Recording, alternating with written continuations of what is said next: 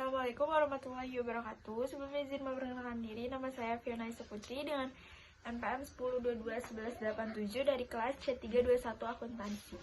Video ini buat untuk memenuhi tugas evaluasi tengah semester mata kuliah Tata Kelola Perusahaan dengan dosen pengampu Ibu Melani Purwanti SEMSI. Di dalam video ini saya akan menganalisis Good Corporate Governance atau tata kelola perusahaan dari PT Timah Tbk. Nah, sebelumnya di sini saya akan menjelaskan sedikit mengenai tata kelola perusahaan atau Good Corporate Governance.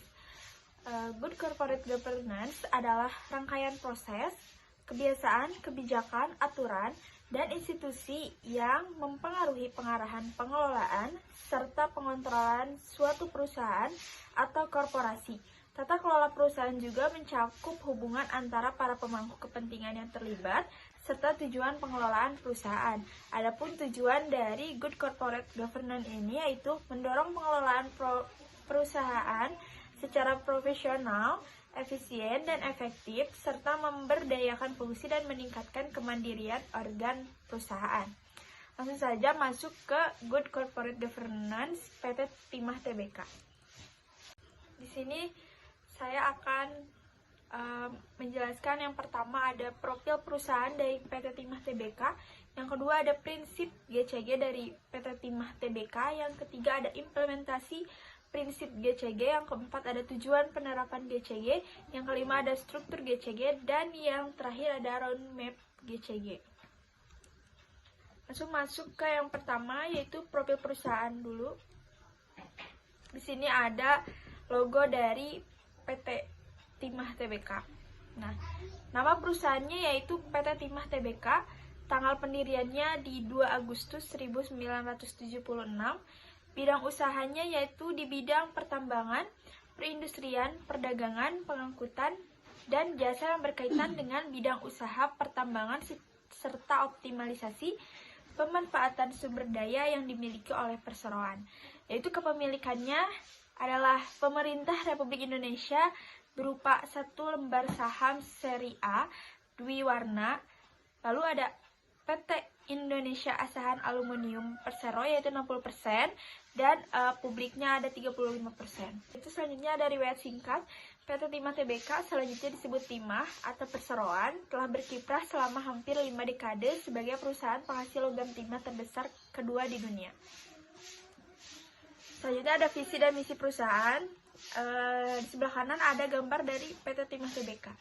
Visi dari PT Timah Tbk menjadi perusahaan pertambangan terkemuka di dunia yang ramah lingkungan. Lalu misinya yang pertama ada membangun sumber daya manusia yang tangguh, unggul, dan bermartabat. Yang kedua melaksanakan tata kelola pertambangan yang baik dan benar. Yang ketiga mengoptimalkan nilai perusahaan dan kontribusi terhadap pemegang saham serta tanggung jawab sosial. Lanjut ke yang kedua yaitu prinsip GCG pada PT Timah Tbk. Dalam memastikan efektivitas pelaksanaan tata kelola perusahaan, oleh karenanya perseroan berpegang kepada 5 prinsip GCG yang berlaku universal yang disingkat menjadi tarif. Yang pertama ada transparansi, yang kedua ada accountability, yang ketiga ada responsibility, yang keempat ada independensi, yang kelima ada fairness. Prinsip ini diterapkan secara menyeluruh di segenap aspek operasional maupun transaksi finansial agar terbentuk citra perusahaan yang kredibel di mata publik luas dan para pemangku kepentingan. Lalu yang ketiga ada implementasi prinsip GCG. Yang pertama ada transparansi atau transparansi. Prinsip ini diwujudkan melalui penyediaan akses yang memadai bagi seluruh pemangku kepentingan terhadap informasi perusahaan yang bersifat material, penting, serta relevan secara transparan, akurat, dan tepat waktu. Lalu yang kedua ada accountability atau akuntabilitas. Dalam menjaga reputasi dan akuntabilitas perusahaan, maka perseroan mengutamakan pengelolaan kegiatan usaha sesuai praktik bisnis terbaik atau best practice. Dan sehat serta mencapai target, prioritas sesuai tujuan dan sasaran bisnis yang ditetapkan. Lalu yang ketiga ada responsibility atau tanggung jawab. Perseroan menjunjung tinggi amanah para pemegang saham dan pemangku kepentingan lainnya untuk mengelola perusahaan dengan berdasarkan prinsip kehati-hatian atau prudence principle dan senantiasa meninjau tingkat kepatuhan perusahaan terhadap ketentuan hukum dan peraturan perundang-undangan yang berlaku. Keempat, ada independensi dalam setiap pengambilan keputusan, penyusunan rencana, dan strategi usaha, serta pengelolaan usaha. Perseroan berupaya menghindari adanya pengaruh tidak wajar yang tekanan dari pihak maupun atau potensi benturan kepentingan, conflict of interest, sehingga keputusan yang diambil dari seobjektif mungkin dan bermanfaat bagi seluruh pemangku kepentingan. Lalu yang terakhir ada fairness atau kesetaraan dan kewajaran. Perseroan berkomitmen untuk memberikan perlindungan yang adil, wajar, dan setara kepada pemegang saham maupun pemangku kepentingan lainnya terkait pemenuhan hak dan kewajibannya, sehingga terwujud hubungan yang harmonis antara perseroan dengan para pemangku kepentingan. Dalam menerapkan prinsip-prinsip tata kelola, perseroan didukung oleh komitmen dari seluruh jajaran manajemen dan karyawan untuk bersama-sama dan berpartisipasi aktif menanamkan budaya tata kelola perusahaan yang baik dalam melaksanakan tugas dan tanggung jawabnya sehari-hari, termasuk dalam pengambilan keputusan penting di organisasi perseroan melalui penerapan prinsip-prinsip tata kelola yang sungguh-sungguh. Perseroan berharap dapat menjaga kepercayaan para pemegang saham serta pemangku kepentingan lainnya terhadap prospek kesinambungan bisnisnya untuk jangka panjang. Penerapan GCG secara menyeluruh merupakan tanggung jawab sepenuhnya Direksi PT Timah Tbk. Namun, dalam praktiknya, Direksi mendelegasikan sebagai wewenang terkait penerapan GCG pada Sekretaris Perusahaan sesuai instruksi Direksi nomor 047-INSP strip 0000-2013 strip B1 tentang penyusunan laporan implementasi sistem tata kelola perusahaan yang baik. Oleh karenanya, sejak tahun 2015, Sekretaris Perusahaan Perseroan telah menyelenggarakan sejumlah kegiatan sosialisasi GCG secara rutin dan berkesinambungan yang melibatkan partisipasi dari seluruh karyawan di lingkungan perusahaan. Bekerja sama dengan Divisi Pembelajaran dan Pengembangan Sumber Daya Manusia, kegiatan sosialisasi GCG tersebut berlangsung saat penyelenggaraan pelatihan kepada karyawan, di mana sosialisasi GCG menjadi salah satu agenda bagi para peserta. Lalu yang keempat ada tujuan penerapan GCG.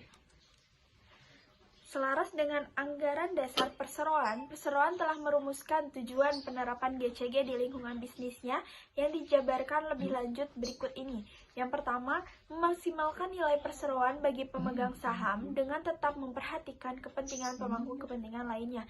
Yang kedua, meningkatkan daya saing perseroan secara nasional maupun internasional dan mendorong tercapainya kesinambungan perseroan melalui pengelolaan yang disadarkan pada prinsip transparansi, kemandirian, akuntabilitas, pertanggungjawaban, serta keselarasan dan kewajaran.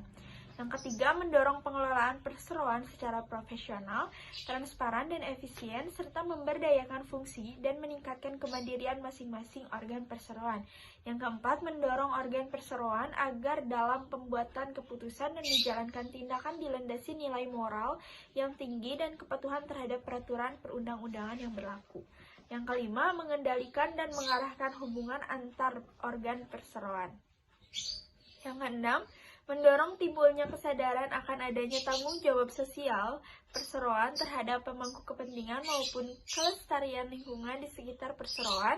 Dan yang terakhir, meningkatkan kepercayaan pasar untuk mendorong arus investasi dan pertumbuhan ekonomi nasional yang berkesinambungan. Lalu yang kelima ada struktur dari Good Corporate Governance PT Timah Tbk.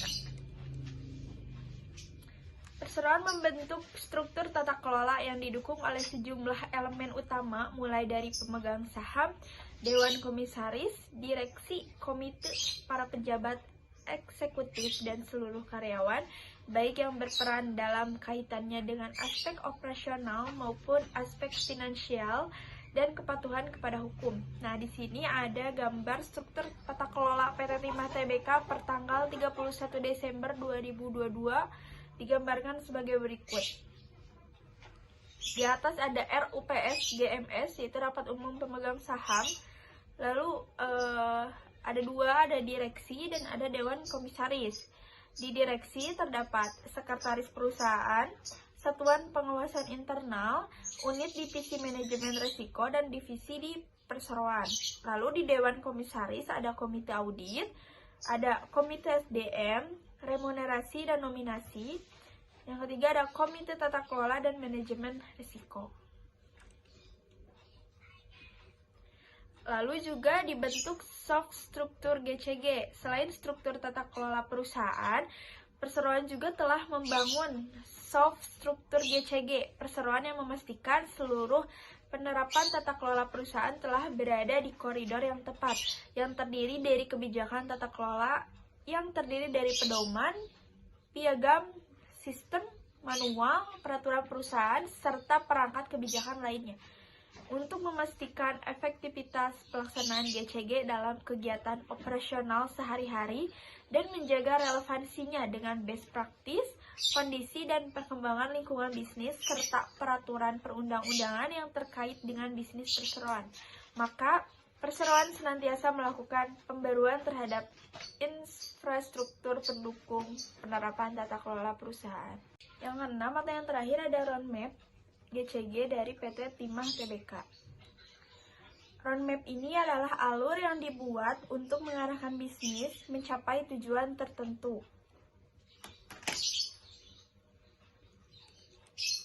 Nah, di sini ada roadmap GCG PT Timah Tbk untuk periode dan target pelaksanaan tahun 2020 sampai 2024. Nah, 2020 ini yang pertama ada perbaikan sistem implementasi GCG, yang kedua terciptanya insan timah yang paham akan perilaku GCG, yang ketiga pemutahiran pedoman GCG, dan yang terakhir perluasan sasaran wajib lapor LHKPN. Lalu di 2021 ada yang pertama peningkatan kompetensi sumber daya manusia khususnya pada tim GCG, yang kedua peningkatan dan perbaikan GCG perseroan, dan yang terakhir perbaikan mekanisme gratifikasi. Lalu di 2022 yaitu GCG sebagai budaya perseroan, yang kedua pengembangan tim GCG, yang ketiga peningkatan dan perbaikan GCG perseroan dan penguatan struktur GCG.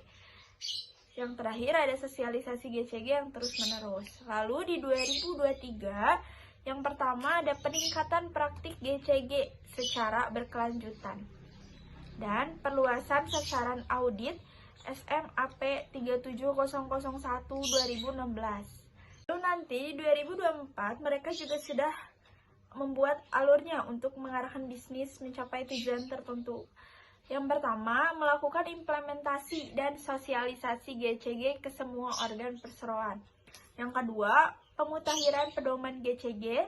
Yang ketiga, pelaksanaan asesmen GCG berkelanjutan berdasarkan 3 parameter, yaitu ACGS, POJK 21, dan SK-16 KBUMN.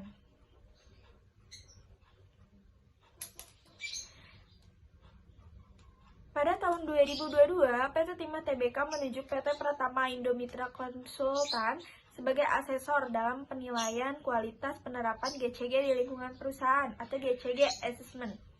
Penilaian tersebut menggunakan 3 parameter utama, yaitu ASEAN Corporate Governance Scorecard, Peraturan Otoritas Jasa Keuangan atau POJK nomor 21/POJK 04/2015 tentang penerapan pedoman tata kelola perusahaan terbuka, dan keputusan Sekretaris Kementerian BUMN nomor SK-16-S-MBU-2012.